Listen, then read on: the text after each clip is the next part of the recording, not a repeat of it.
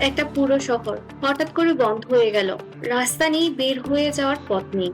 কিন্তু কে করলো এটা? ওয়েস্ট ব্যাংকের উত্তরাঞ্চলে কুসরা শহরের সব প্রধান রাস্তা হঠাৎ করে বন্ধ করে দেয় একদল ইসরায়েলি বসতি স্থাপনকারী। মানে, ভিতরে আটকা পড়ে যায় সাধারণ মানুষ। স্কুল, হাসপাতাল, কাজ সবকিছু থেমে যায় এক মুহূর্তে। কিন্তু এটা শুধু রাস্তা বন্ধ না, এর আগের রাতেই শহরের উপর চালানো হয় এক ভয়ঙ্কর হামলা।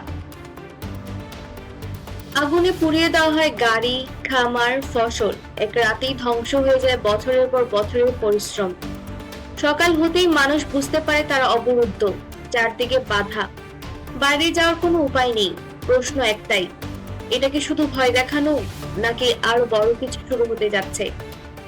চোখের সামনে ধোঁয়া উঠছে পুড়ে যাওয়া গাড়ি থেকে, শিশুরা আতঙ্কে, পরিবারগুলো আটকে। এটা কোনো যুদ্ধক্ষেত্র নয়, এটা একটা সাধারণ শহর। বিশ্লেষকরা বলছেন এই ঘটনা শুধু স্থানীয় নয়, এটা পুরো ওয়েস্ট ব্যাংক অঞ্চলে উত্তেজনা আরো বাড়িয়ে দিতে পারে। আর যদি এটা ছড়িয়ে পড়ে, পরিস্থিতি নিয়ন্ত্রণের বাইরে চলে যেতে পারে। কিন্তু আসল প্রশ্ন হলো, এটা কি শুধু এক রাতের ঘটনা, নাকি এটাই শুরু আরো বড় সংঘর্ষের জন্য? কারণ যখন একটা শহরের রাস্তা বন্ধ হয়ে যায়, তার মানে কিছু একটা বদলাতে যাচ্ছে।